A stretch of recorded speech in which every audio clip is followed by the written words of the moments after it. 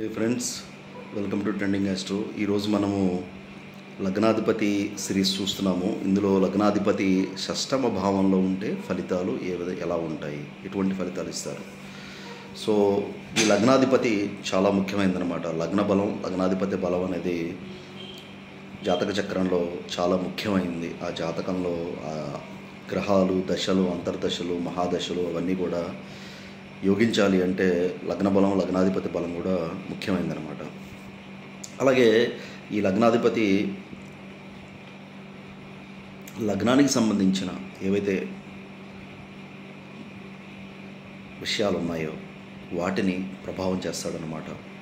So లగ్నం అంటే శరీరము, వ్యక్తిత్వము, ఆయుష్, లాంజివిటీ, కీర్తి ప్రతిష్టలు, తర్వాత మనిషికి దక్కే గుర్తింపు, తర్వాత ఆరోగ్యము, అతని ధైర్యము, ఇదంతా కూడా లగ్నం బట్టి చెప్పబడుతుందన్నమాట. ఈ లగ్నాధిపతి 6వ భావంలో ఉంటే, 6వ భావానికి ఏం చెప్పారు అంటే, 6వ భావం అంటే ఇది శత్రు రోగ రుణాలకు సంబంధించిందనమాట. అలాగే ఇది సర్వీస్ స్థానం, అంటే ఎవరన్నా వృత్తి, ప్రొఫెషన్, జాబ్లో ఉన్నారు అంటే వాళ్ళకు కూడా ఈ 6వ స్థానం చాలా ముఖ్యమైనదన్నమాట. సో లగ్నాధిపతి 6వ భావంలో ఉంటే వీళ్ళ యొక్క డెస్టినీ, వీళ్ళ యొక్క గమ్యం ఏంటంటే వీళ్ళు సర్వీస్ని ఇవ్వటం, కృషి చేసి కష్టపడటం, సేవ చేయటం,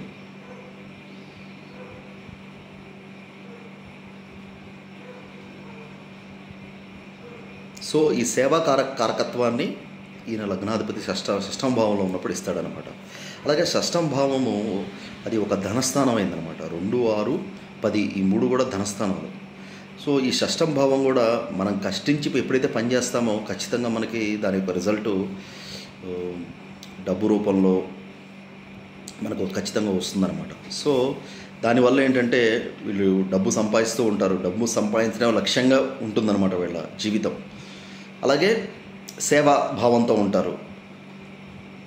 వీళ్ళకి ఎప్పుడు కూడా ఆరోగ్యం జాగ్రత్తగా చూసుకోవాల్సిన పరిస్థితి వస్తుంది. తర్వాత శత్రువులు ఉంటారు. తర్వాత అప్పు, అంటే వీరు ఏం చేద్దామనుకున్నా, అభివృద్ధిలోకి వెళ్ళాలన్నా, ఒక బిజినెస్ చేసినా, ఒక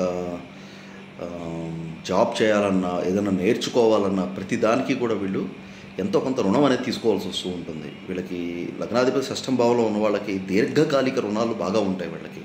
అలాగే దీర్ఘకాలంగా వీళ్ళు సేవా వృత్తిలో ఉంటారు ఎక్కువ వీళ్ళు.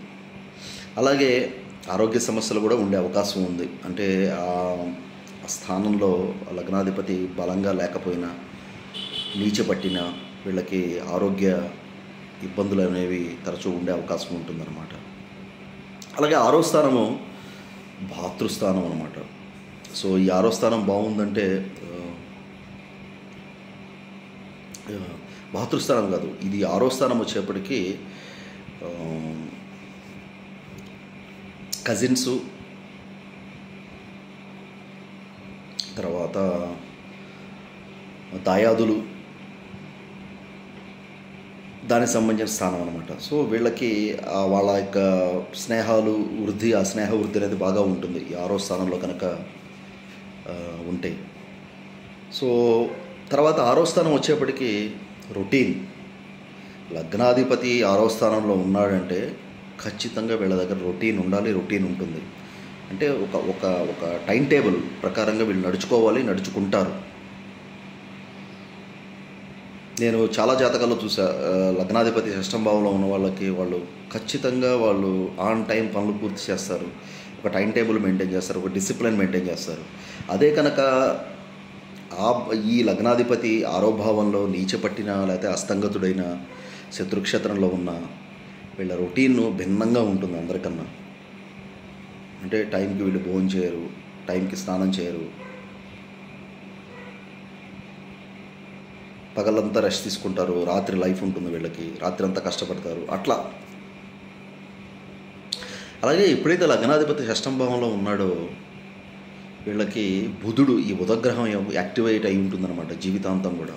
ఎందుకంటే బుధుడు న్యాచురల్ 6వ భావాధిపతి అనమాట, మేషరాశి నుంచి లెక్కేసుకుంటే. సో లగ్నాధిపతి 6వ భావంలో ఉండటం వల్ల ధన సమృద్ధి ఉంటుంది, కష్టపడతారు, సేవకా వృత్తిలో ఉంటారు. తర్వాత రుణం అనేది ఉంటుంది వీళ్ళకి, ఆరోగ్య సమస్యలు ఉంటాయి ఆయన మంచి పొజిషన్లో కనుక లేకపోతే. అదే లగ్నాధిపతి 6వ స్థానంలో ఉండి ఉచ్చులో ఉన్న, స్వక్షేత్రంలో ఉన్న వీళ్ళు సర్వీస్ సెక్టర్లో, వీళ్ళ యొక్క సేవకా వృత్తిలో అంచెలంచెలుగా ఎదిగి బాగా డబ్బులు సంపాదిస్తారు. కాకపోతే ఏ గ్రహం ఉన్నా సరే వీళ్ళకి రుణం ఒకటి, అనారోగ్యం ఒకటి, ఈ 2 విషయాలు కూడా శత్రువులు. ఈ 3 విషయాలు కూడా జీవితాంతం కూడా వీళ్ళకి నీడలాగా వెంటాడుతూ ఉంటాయి అన్నమాట.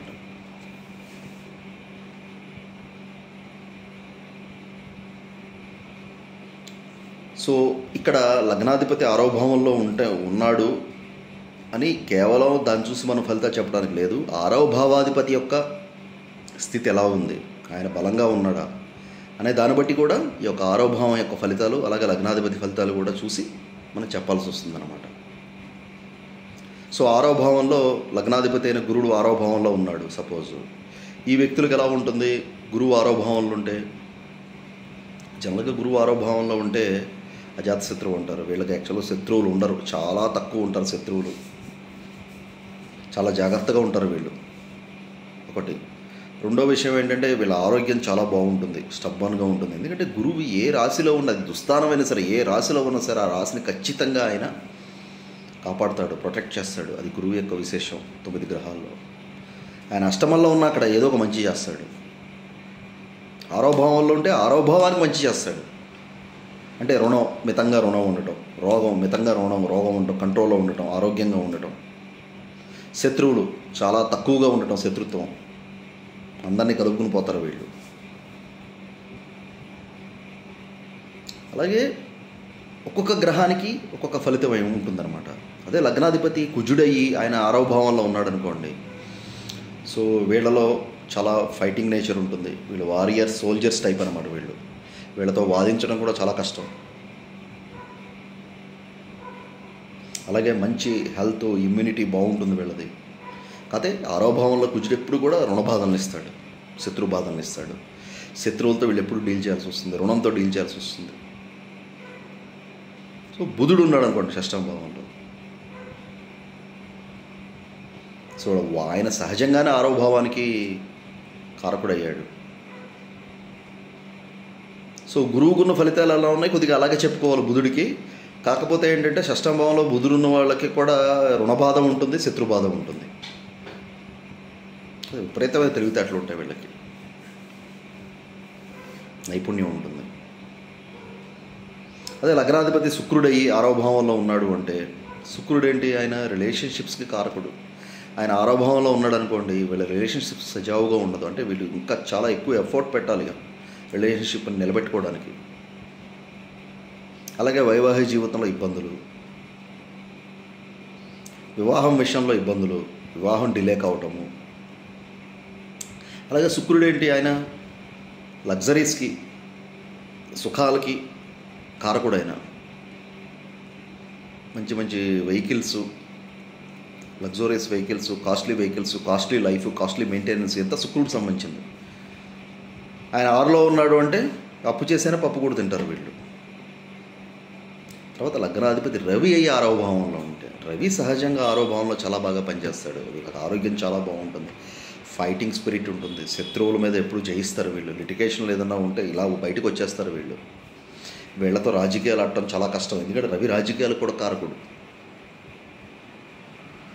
అయితే రవి పితృకారకుడు అవడం వల్ల వీళ్ళ తండ్రితో రిలేషన్షిప్ అనేది వీళ్ళకి కొద్దిగా ఇబ్బందిగా ఉండే అవకాశం ఉంటుంది. చంద్రుడు 6వ భావంలో ఉన్నాడంటే, చంద్రుడు అది ఫెమినైన్ ప్లానెట్. స్త్రీలతో వీళ్ళ రిలేషన్షిప్ అంతంత మాత్రంగా ఉంటుంది. తల్లితో కూడా అట్లాగే ఉంటుంది. ఎప్పుడు ఏదో ఒక కాన్ఫ్లిక్ట్ ఉంటుంది వీళ్ళకి, తల్లితో కానీ స్త్రీలతో కానీ. కాకపోతే ఆయన మంచి ధనయోగానికి కారకుడు అవుతాడు ఆ 6వ భావంలో చంద్రుడు ఉంటే. శుభగ్రహాలు 3, 6, 11 అంత గొప్పగా పనిచేయవు. బట్ చంద్రుడి విషయంలో మాత్రం ఆయన ధనాన్ని ఇస్తాడు ఆరో భావంలో ఉన్నా సరే.